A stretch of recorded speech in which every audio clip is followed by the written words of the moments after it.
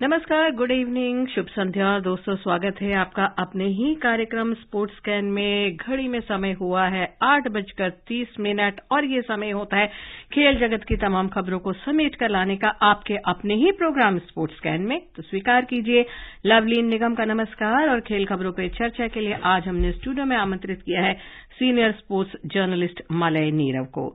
Malay नमस्कार, studio में आपका स्वागत है। नमस्कार, आपका और आपके श्रोताओं का सादर अभिवादन। तो मलय, सबसे बड़ी खबर अगर आज की देखी जाए, जिसका हर खिलाड़ी जो है सपना देखता है, वही खबर आज हम लेकर आए हैं कि राष्ट्रीय खेल पुरस्कारों की घोषणा कर दी गई है। इसके अलावा तमाम खेल खबरों पर चर्चा करेंगे। पहले सुर्खियां।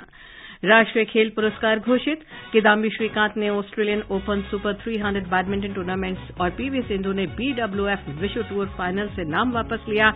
ATP world tour tennis finals में डेनियल मेदवेदेव का सामना आंद्रे रुबलेव से हो रहा है। और दूसरे नॉर्थ ईस्ट ओलंपिक में महिला फुटबॉल के फाइनल में अरुणाचल प्रदेश का मुकाबला होगा मणिपुर से। शुरुआत यहीं से करते हैं मलय। जैसे कि हमने बोला कि जो हर खिलाड़ी सपना देखता है, हर कोच सपना देखता है कि जो मेरा उत्कृष्ट योगदान करता हूं मैं खेल के मैदान में, उसका मुझे पुरस्कार मिले।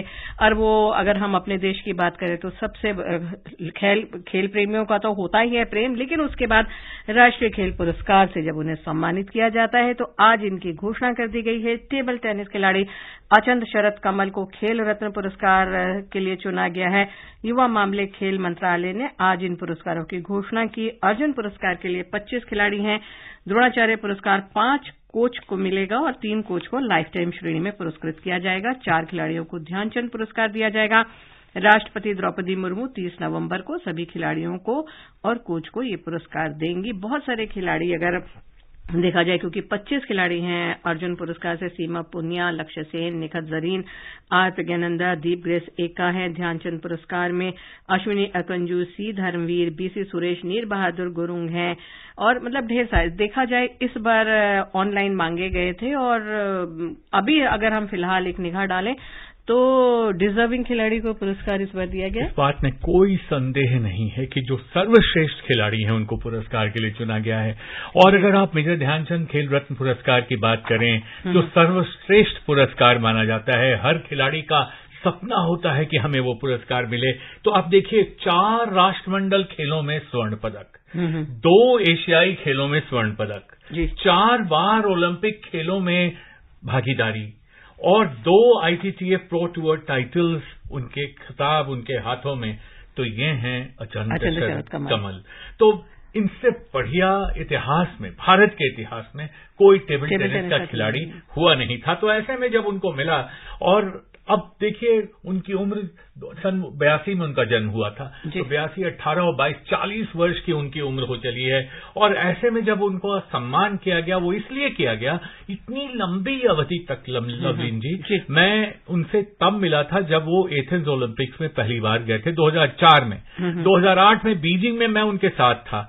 और उसके बाद लगातार जिस तरह से उन्होंने टोक्यो में 17वां उनका अंक था मिक्स डबल्स में, जहां तक मुझे याद आता है, डबल्स में थोड़ा ज्यादा रहा होगा, बट 17वां अंक था। तो इस तरह से 17वीं रैंक थी। तो इस तरह से जिस खिलाड़ी में, और एक बात और मैं अपने श्रोताओं को बताना चाहूंगा कि इनकी जीन्स में टेबल टेनिस है। इनके पिताजी जो थे वो श्रीनिवास राव और उनके चाचा मुरलीधर राव दोनों टेबल टेनिस खिलाड़ी थे, और दोनों ने बाद में कोच का काम शुरू किया था। तो अचंता शरद कमल ने इसे अपने धर्म के रूप में अपनाया, और जो उन्होंने अभी तक करिश्माई करतब किए, अच्छे से अच्छा प्रदर्शन किया, और उतना ही नहीं, भारत की युवा पीढ़ी को टेबल टेनिस के प्रति प्रोत्साहित और जागरूक किया। तो मुझे लगता है कि बहुत अच्छा। इसी तरह से अगर आप बाकी जो नाम हैं उन पर भी नजर डालें, तो आपको लगेगा कि एक पर एक जितने खिलाड़ी इस बार राष्ट्रमंडल खेलों में जिन्होंने इस बार अच्छा काम किया, उन सबको पदक मिला है। और अगर आप एक तरफ से देखते चले नाम, तो जैसे साक्षी कुमारी, और उसके बाद फिर ये लक्ष्य सेन। अब लक्ष्य सेन ने तहलका मचा दिया बैडमिंटन में, इसके जैसा खिलाड़ी बहुत मुश्किल से मिलता है। तो इस तरह से जो, और ग्रेस इक्का, इतना बढ़िया हॉकी, महिला हॉकी खिलाड़ियों के जो आंसू गिरे थे इस बार टोक्यो में, देखिए उस आंसू ने भारतीय हॉकी को सिंचित किया है, महिला हॉकी को। तो इन लोगों को जब पुरस्कृत किया जाता है तो मेरे ख्याल से पूरे राष्ट्र के लिए गौरव की बात है। जैसा कि आपने कहा, बहुत सारे खिलाड़ी या बच्चे जो होते हैं वो प्रोत्साहित होते हैं उस पर्टिकुलर खेल में जाने के लिए। और जैसे कि आपने बैडमिंटन की बात की थी, तो हम बैडमिंटन की ही अगली खबर लेते हैं। मलय किदाम्बी श्रीकांत ने Australian open super 300 badminton tournament से नाम वापस ले लिया है। श्रीकांत को वर्ल्ड टूर फाइनल्स में क्वालिफाई करने की संभावना जीवित रखने के लिए इस टूर्नामेंट में उनका खेलना जरूरी था। लक्ष्य सेन, डबल्स खिलाड़ी सात्विक साईराज रंकीरेड्डी, चिराग शेट्टी पहले ही टूर्नामेंट से नाम वापस ले चुके हैं। कल से शुरू हो रहा है ये टूर्नामेंट। समीर वर्मा भारतीय टीम का नेतृत्व करेंगे। समीर वर्मा चोट की बाद इस टूर्नामेंट से वापसी करेंगे। मिथुन मंजूनाथ भी इस टूर्नामेंट से खेलेंगे। खैर, अगर देखा जाए श्रीकांत के लिए तो एक बहुत निराशा, उनके खुद के लिए निराशा वाली खबर। इसमें कोई शक नहीं, क्योंकि ऑस्ट्रेलियन ओपन सुपर 300 जो प्रतियोगिता है $1,80,000 अमेरिकी डॉलर का टूर्नामेंट है, और इसमें से इनका वापस लेना, जैसा आपने कहा, जो विश्व प्रतियोगिता होती है जो अंत में अभी होगी, उसमें अब ये नहीं हिस्सा ले पाएंगे। और पिछले साल इन्होंने हाइलो ओपन में, पिछली बार इन्होंने इनका जो लास्ट टूर्नामेंट था उसमें इन्होंने हिस्सा लिया था, सेमीफाइनल्स में पहुंचे थे। और इनके यहां से वापसी का मतलब ये हुआ, और मेरे ख्याल से बैडमिंटन के लिए बहुत अच्छी खबर नहीं है कि एचएस प्रणॉय अब एकमात्र ऐसे भारतीय खिलाड़ी हैं जो वर्ल्ड टूर के फाइनल्स में खेलेंगे। पीवी सिंधु भी नहीं खेल रही हैं और रेड्डी भी नहीं खेल रहे हैं, तो मेरे ख्याल से ये बड़ी ही अजीब सी बात है। और ऑस्ट्रेलियन ओपन में अब समीर वर्मा भारतीय टीम का नेतृत्व करेंगे।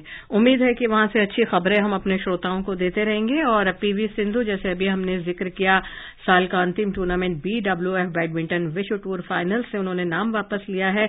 ये चीन के ग्वांगजू में 14 दिसंबर से खेला जाएगा। सिंधु के टखने में चोट है, दरअसल इसलिए वो टूर्नामेंट न खेलने का फैसला किया है। अगस्त में राष्ट्रमंडल खेलों के दौरान उन्हें ये चोट लगी थी, और जैसा कि अभी मलय ने बताया, अब सिर्फ एचएस प्रणय ही भारतीय चुनौती रहेगी हमारी विश्व टूर फाइनल्स बैडमिंटन में।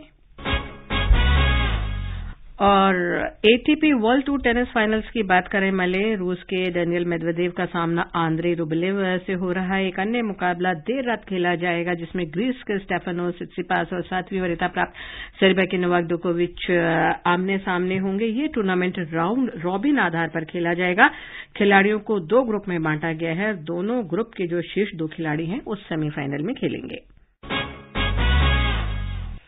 और अब हम चलते हैं फुटबॉल के मैदान में सीधा north east. Malay north east Olympic में महिला फुटबॉल के फाइनल जो है वो तय हो गया है। सेमीफाइनल किस किस के बीच खेला गया और कैसा रहा, ये सब हमें वहीं से बता रहे हैं हमारे सहयोगी आनंद श्रीवास्तव।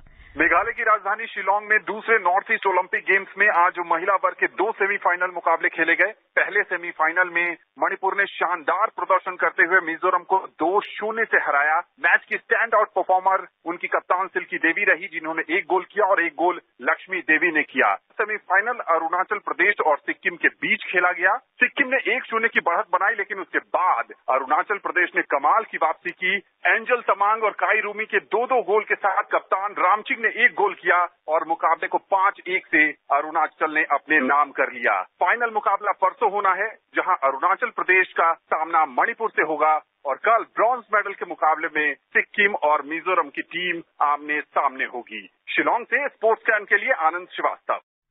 मतलब छोटी सी टिप्पणी, 2 बात। एक तो नॉर्थ ईस्ट में ओलंपिक हो रहे, नॉर्थ ईस्ट का इससे जो है वहां के बच्चे प्रोत्साहित होंगे। दूसरा, इस तरीके का महिला फुटबॉल की भी अगर मैं बात करूं, इन दोनों में कितने प्रोत्साहित बच्चे होते हैं ऐसी जगह में जब टूर्नामेंट आयोजित किया जाता है। राज्य जो है वो फुटबॉल खिलाड़ियों की एक खान है।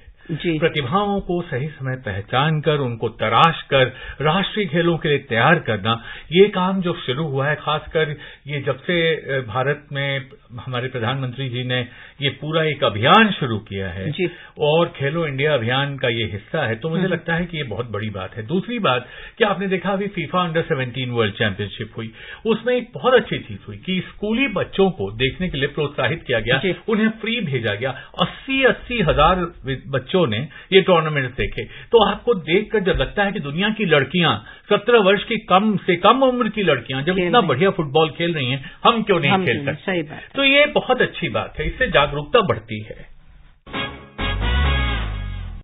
आपने बात की फीफा अंडर 17 की, हम बात करते हैं अब फुटबॉल के खुमार की, यानी football FIFA world cup tournament जो 20 नवंबर से कतर में शुरू हो रहा है। 28 दिन तक ये महाकुंभ चलेगा। फाइनल होगा 18 दिसंबर को। पहले एक मुकेश की रिपोर्ट सुनते हैं, फिर इस पर भी चर्चा करेंगे।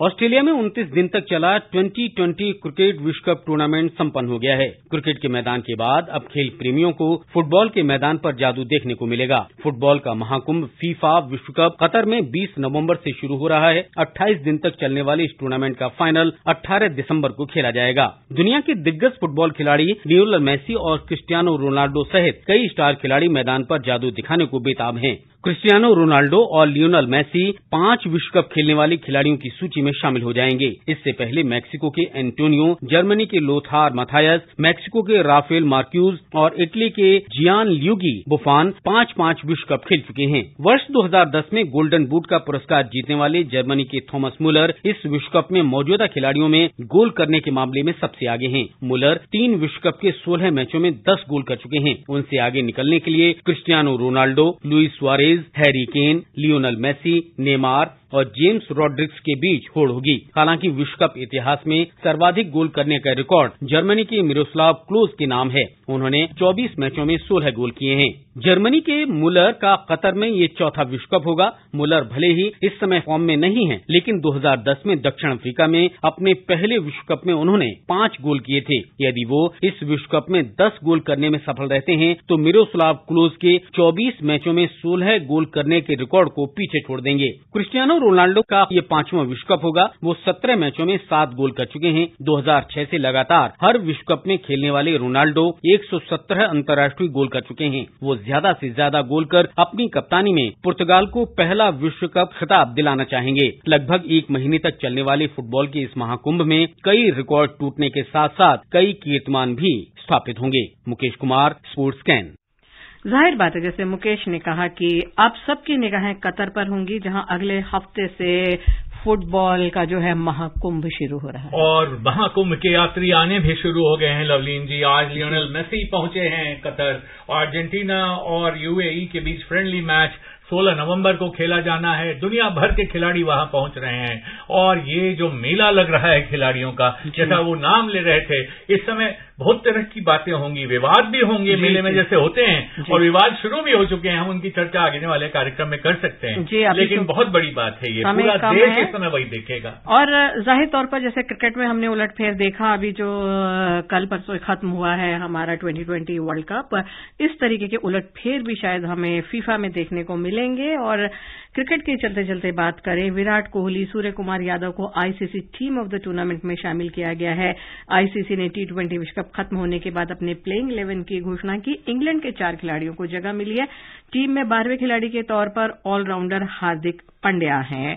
सूर्य कुमार यादव के लिए भी एक बड़ी उपलब्धि, बिल्कुल युवा खिलाड़ी हैं। देखिए, आज तो निराश भई लवलीन जी, लेकिन इन खिलाड़ियों ने जो अच्छा प्रदर्शन वहां किया, खासकर विराट कोहली की बात करें, अगर 296 रन और औसत 98.66, 98.66 के औसत से, और उसके बाद कोहली ने जिस तरह से अपने कैंपेन की शुरुआत की और आगे बढ़े, और फिर सूर्य यादव का क्या कहना, वो तो 360 डिग्री बैट्समैन, नया एक टर्म आ गया उनको लेकर। डिविलियर्स ने कहा कि ये हमारी नकल वकल नहीं करते, हमसे बहुत आगे निकल चुके हैं। हार्दिक पांड्या ने जिस तरह से अंत में खड़े होकर और लड़ाई, एक चुनौती पेश करने की कोशिश की, उनका भी बड़ा योगदान रहा। खिलाड़ियों को इससे मेजर बूस्ट मिलता है, उनका मनोबल बढ़ता है। पूरा देश जब कह रहा है कि हारे को हरिनाम, ऐसे में जब ये पुरस्कार इस तरह से चुने जाते हैं, खिलाड़ी, इनका नाम सामने आता है, तो मेरे ख्याल से भारत में क्रिकेट के उज्जवल भविष्य का एक सुनहरा सपना देखने वालों के लिए अच्छा संकेत, बहुत अच्छा संकेत है। और जैसे कि कहा जाता है ना कि बीती ताही बिसार दे आगे की सुध ले,